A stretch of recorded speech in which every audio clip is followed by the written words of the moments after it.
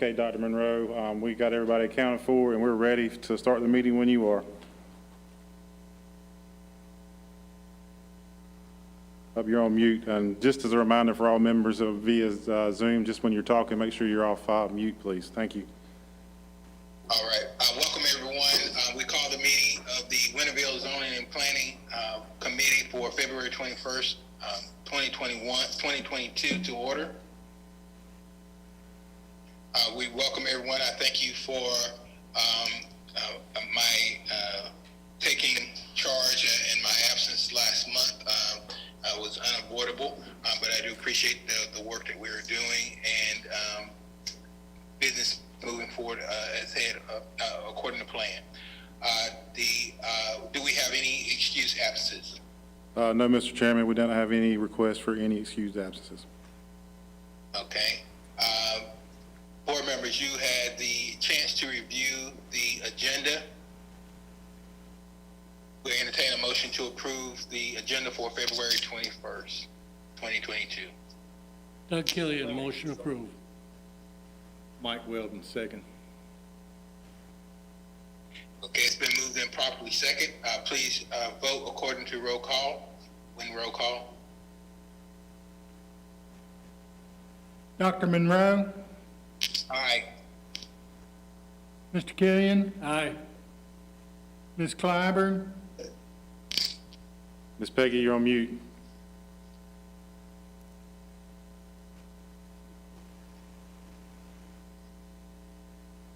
Aye. thank you. Mr. Fleming, Aye. Ms. Gardner, Aye. Mr. Jones, Aye. Mr. Clance, Aye. Mr. Weldon, Aye. Mr. Hostetler. Aye. Daniel's Nope. name. That will be all in favor. Okay, the approval of the agenda passes. Installation of oath of office. Thank you, Mr. Chairman. I'm going to turn it over to the town clerk for installation of our new members. And I think what we're going to do is for our file's sake, get everybody to take the oath. We were looking at our files and didn't have our current members' oaths on file. So just to get everybody, like our files in order, we want to make sure we've got those on record. So I'm going to turn it over to Don now. Okay, Mr. Harvey. Thank you. If you all could, those here stand, and I think you have a copy of the oath in front of you. Now, there is a Bible. Some of you may have to share one, and if you would both have that.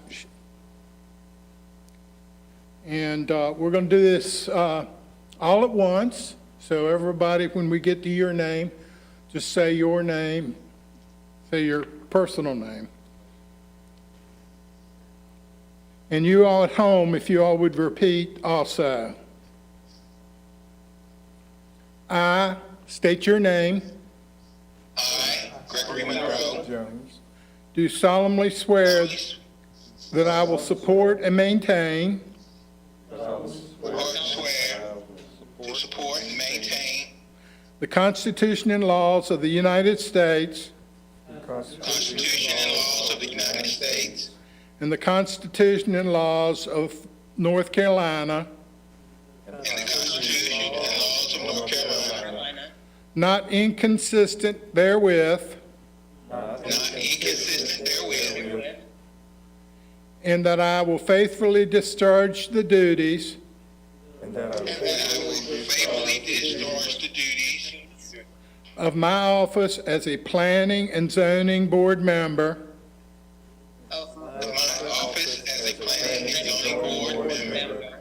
So help me God. So help me God. Thank you. Those of you at home, I'll get you all to sign the next time you're available or drop by sometime. Those of you all here in person, if you would sign the copy you had in front of you and get it to me before you leave. Thank you very much. Congratulations, and those new ones, welcome to the board, and those that have been around, congratulations for the oath.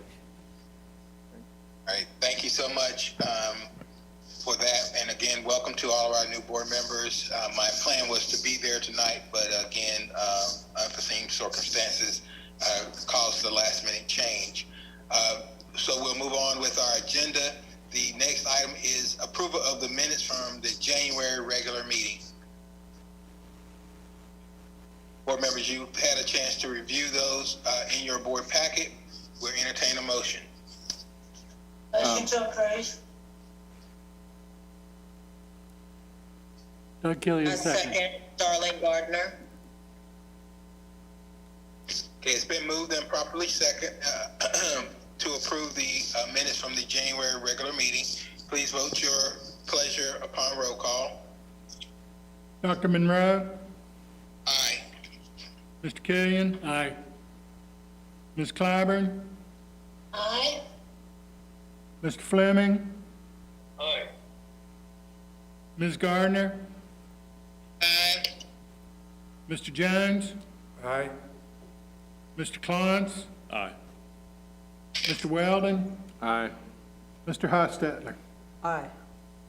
Thank you. Okay, moving on, new business, training session.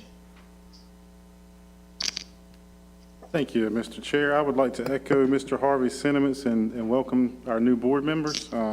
Thank you for your willingness to serve. This board does do a great deal of work for the town, so get ready. We're going to put you to work. So again, thank you. So what I'm going to do tonight is just go through just some basics of our planning board and your role and your duties as a planning board member. As I get into it, like I said, it's going to be really brief, so give me a second to get through it, and we'll go through any questions that you guys have. We'll get started right now. Let's see here.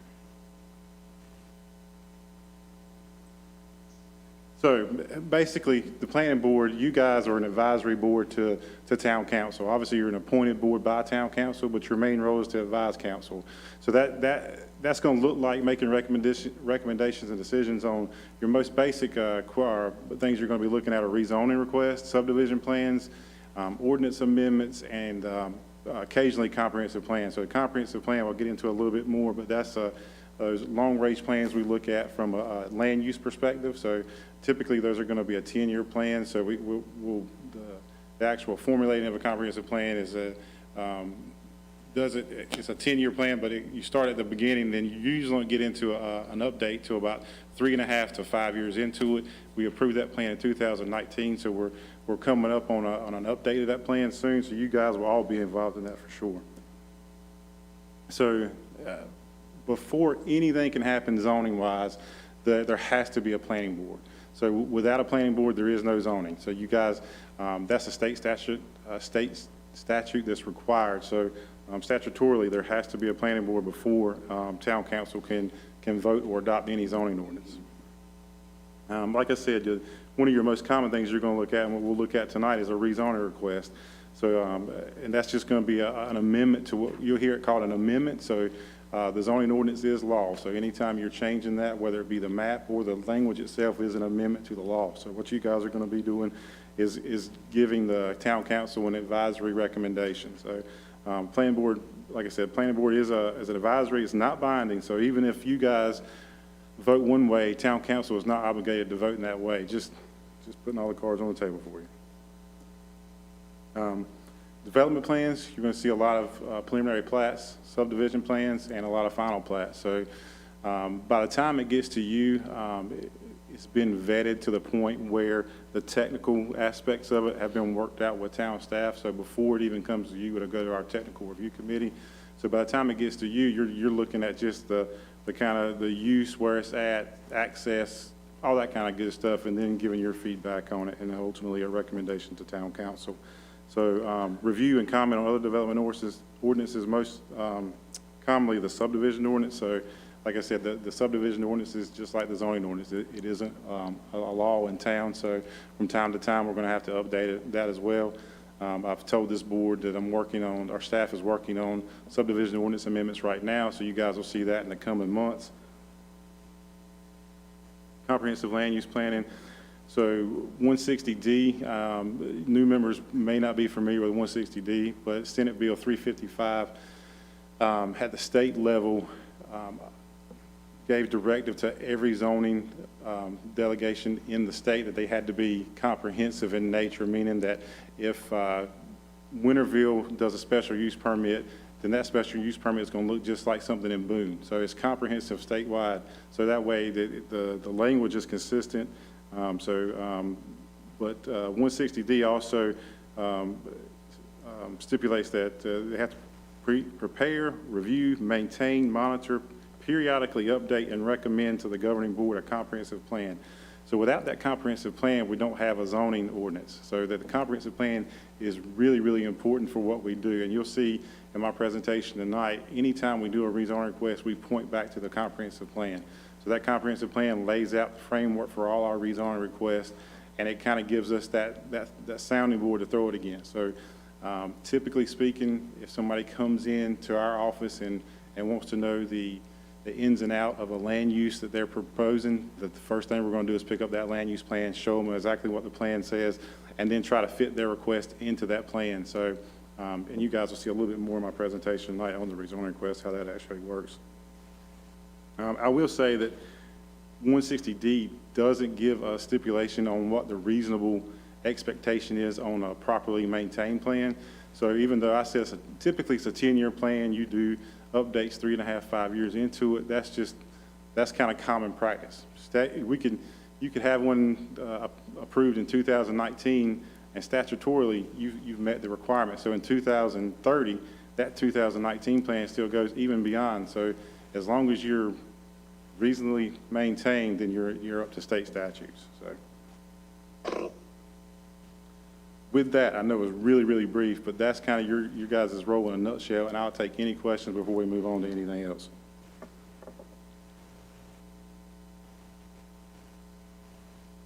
Thank you, Brian. I don't have a question, but I do like to just kind of go back over that one piece that you shared, being a volunteer board and those requests and things that are brought before us we are approving or not approving recommendation or to the town council.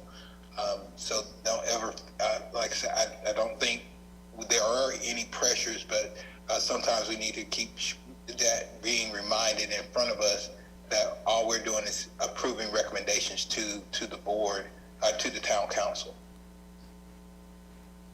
Yeah, and I would encourage you guys, obviously you want to lean on your life experiences, your professional avenues. So you want to actually, your knowledge and doesn't have to be just about land use. So it's common knowledge about typical living within the town. So you're looking for the betterment of the town through these plans, through these rezonings, and ultimately what's going to be on the ground is going to be the betterment of the town. So just keep that in mind as well.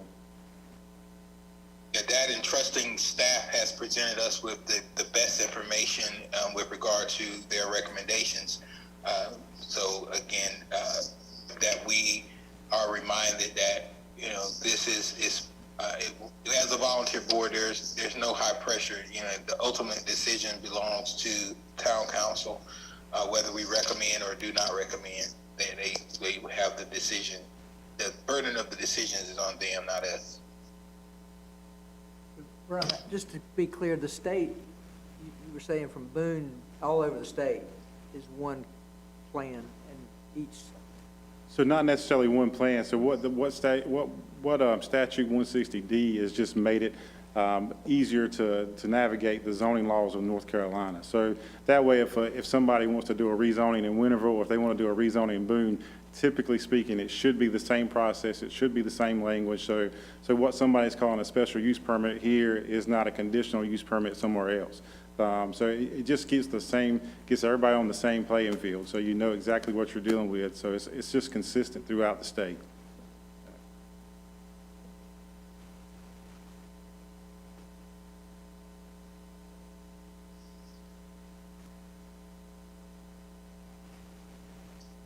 Are there any other questions before we move on the agenda? There being none, item 2 in the new business, rezoning request for property parcel 10614. Thank you, Mr. Chair. So we do have a rezoning request for the Forbes property. That's parcel number 10614. The applicant is William Forbes IV. This is located on Red Forbes Road, south of its intersection with Four Lines Road. Parcel number, oh, I've already said the parcel number. So it's about 10 acres. Current zoning is AR, which is agricultural residential, and they are requesting an R10 zoning district. So the adjacent property owners were given notification of this rezoning request on January 31st. A sign was posted out on site on January 27th. So you can see on the screen there, the property is outlined in blue. So you can see just north is Four Lines Road. This is Red Forbes Road. This is Manchester subdivision. North of it, that's where South Central High School is. And then you'll have Reedy Branch somewhere over in this area to the east. Just an aerial shot so you can see Manchester again. Ambleside Drive does stub out into this property, have access out on Red Forbes Road here. Just a boundary survey of the property to be for the rezoning request. Obviously, you can see it out there in blue. The current zoning, like I said, is AR. You do have adjacent R10 here. You got, this is actually, the opus is wrong. This would be office and institutional. This is Creekside Elementary. Sorry about that. So existing land use map, you can see this parcel is, the green delineates vacant. These are larger lot, single family residential here. That green shade indicates an acre or more or larger. So you can see there are some existing larger lot residential out there. Future land use plan, so this shows it as a suburban residential character area.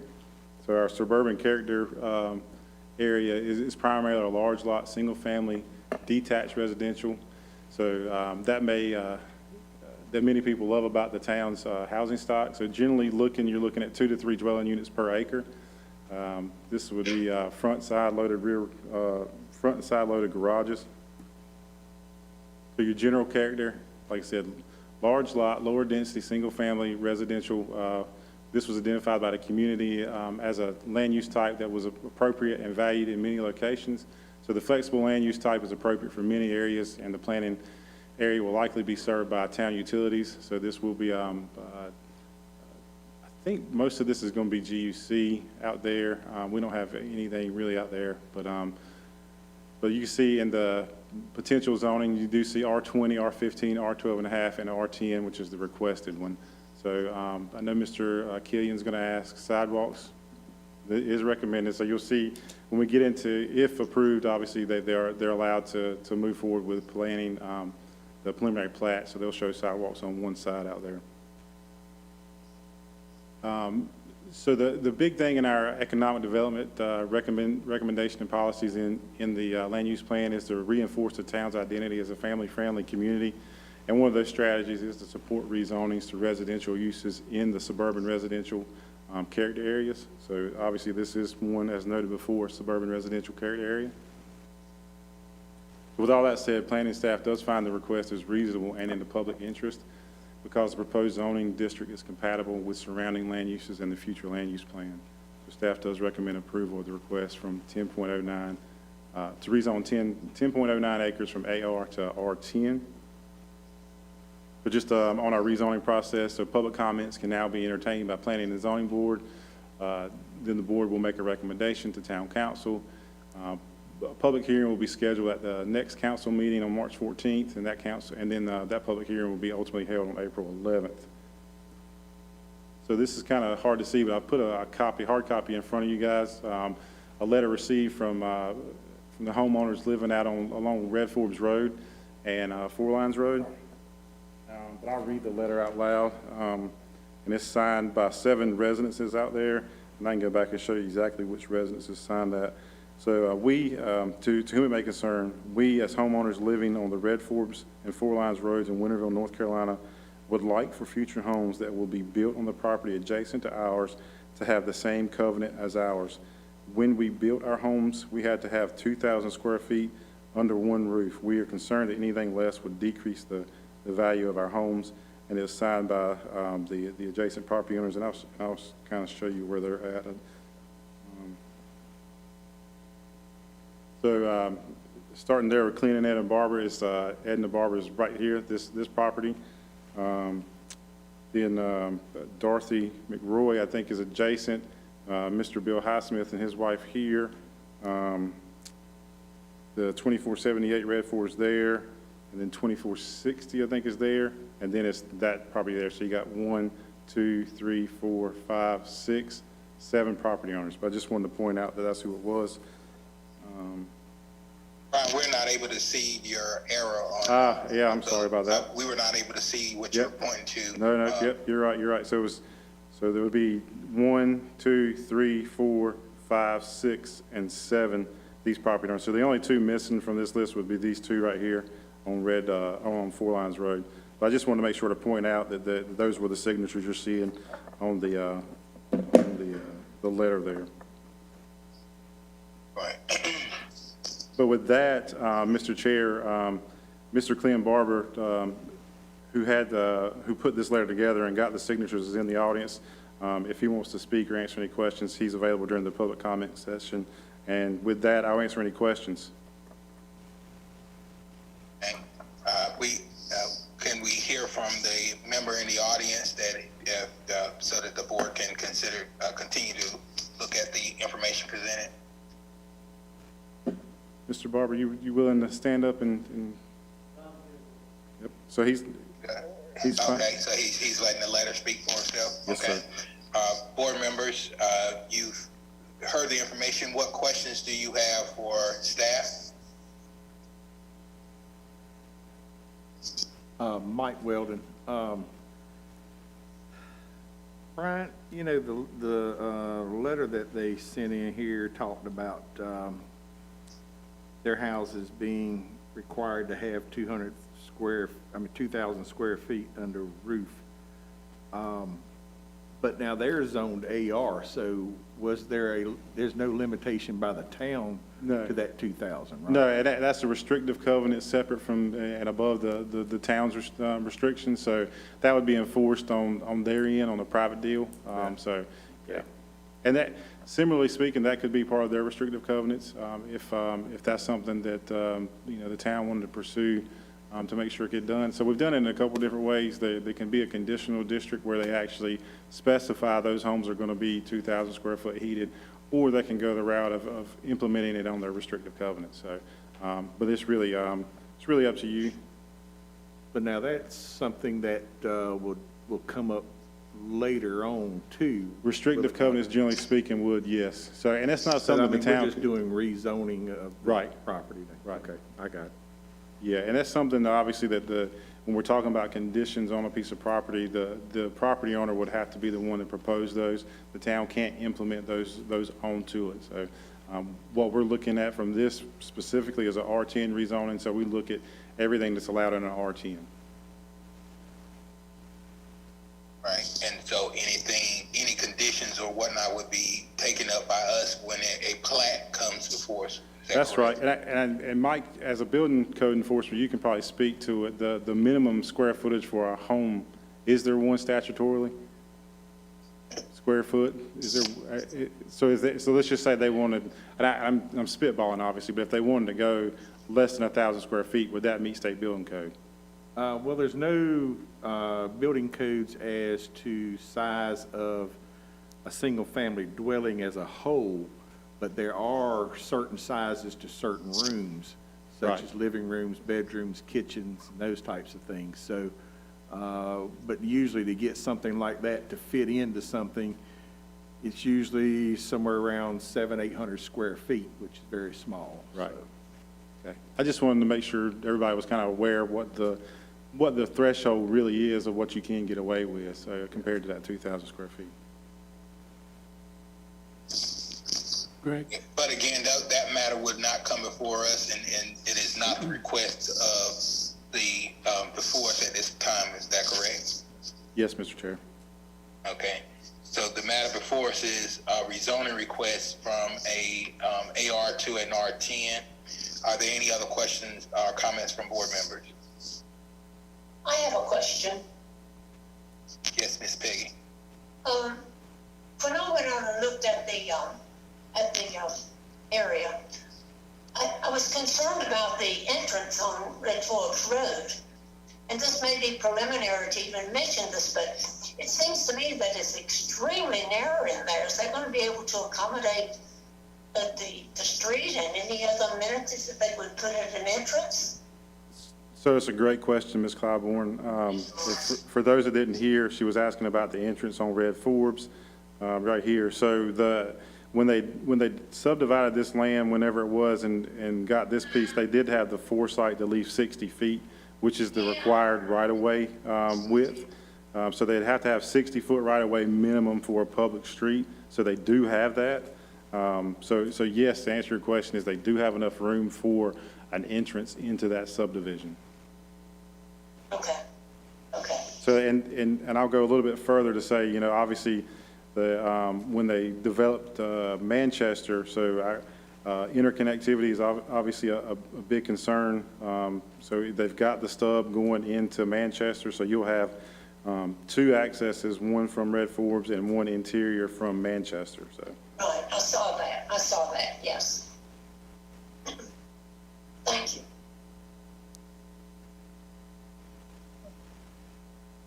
Are there any other questions or comment from board members? Yeah, Tony Clance.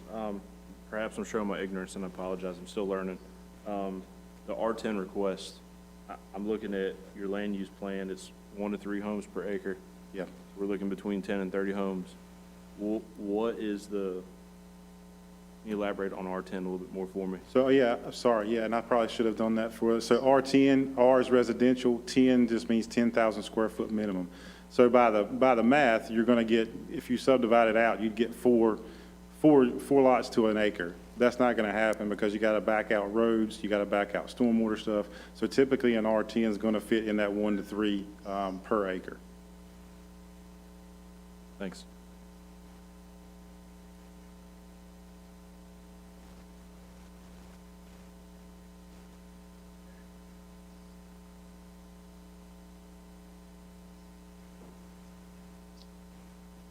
Any other questions or comments? Okay, so at this time, we're entertaining a motion for the request to rezone the Forbes property, parcel 10-614 from an agricultural residential to an R10. What is the pleasure of the board? Mrs. Darlene Gardner, I make a motion to approve the rezoning request as stated. Fleming, second. It's been moved and properly second. Please vote your pleasure upon roll call.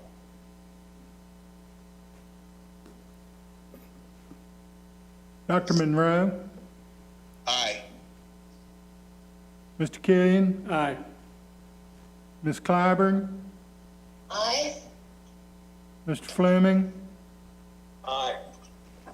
Ms. Gardner, Aye. Mr. Jones, Aye. Mr. Clance, Aye. Mr. Weldon, Aye. Mr. Hostetler. Aye. 9-0, unanimous. Okay. Item 8, staff report. Again, thank you, Mr. Chairman. So you guys saw my monthly report in your agenda packet. Other than that, I don't have a whole lot to report. As I stated before, mentioned briefly about our subdivision ordinance amendments. So staff is still working on those. Hope to have those to you next month to start that process. It may be one of those things as we're getting into it, it may be that we actually have a think tank before we go before any recommendations to the council. So I know, but we've talked about it in this forum too, that the sidewalks issue, when and where we want both sides or one side. So that's one of those things we got to work out, and I really want this board's input on how to go forward with that. So I'm thinking that with Terry's support, the town manager's support, go forward with you know, kind of a think tank session, and then, and move forward after that. Looking forward to getting into that, as that, like I said before, that subdivision ordinance is antiquated and outdated, and we really need some good work to that thing. So I really want to get started off on the right foot with that one. But other than that, Mr. Chairman, that's all I got. As always, I'd be happy to answer any questions you guys have of me. Any questions for staff? If not, item 9, comments from board members. The floor is yours. Greg, you know I always have a question. Doug Killian. It wouldn't be a board member without it. That's true. Quick update. Can you tell me how we're coming on the subdivision at Main and 11? I see they're starting to raise standpipes out there. Yeah, they're moving along. So Tripp Brothers are out on site doing the site work right now. So they're trying to get sewer in the ground, stormwater sewer, so they're trying to get all utilities in the ground. So from the developer side, they're pushing to get everything done from April or May to actually have lots on the ground. I'm not sure they'll get quite there, but you guys should probably see a final plat somewhere in the neighborhood of, I'm guessing, May, potentially June. So, yeah, moving right along with it. Thank you.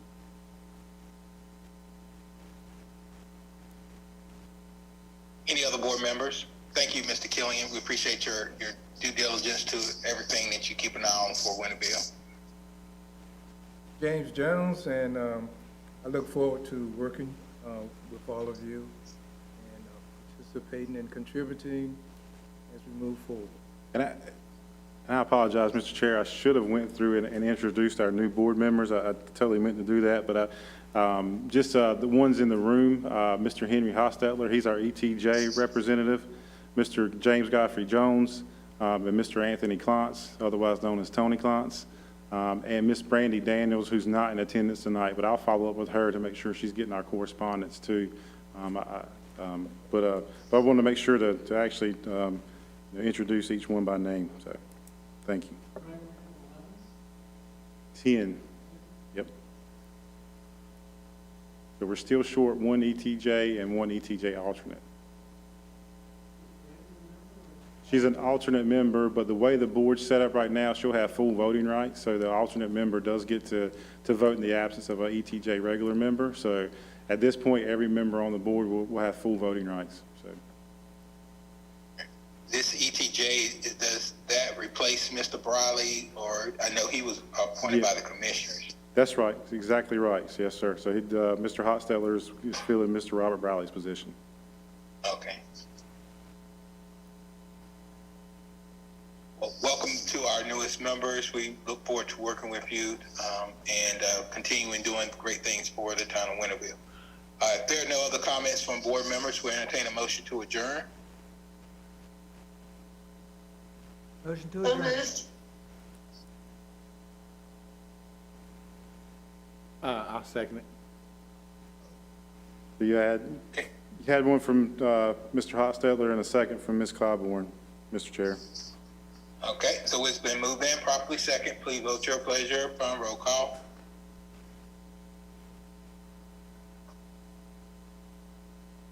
Dr. Monroe, Aye. Mr. Killian, Aye. Ms. Clyburn, Aye. Mr. Fleming, Aye. Ms. Gardner, Aye. Mr. Jones, Aye. Mr. Klontz, Aye. Mr. Weldon, Aye. and Mr. Hostetler. Aye. Thank you very much and have a good evening. Thank you, everyone. We'll see you next month.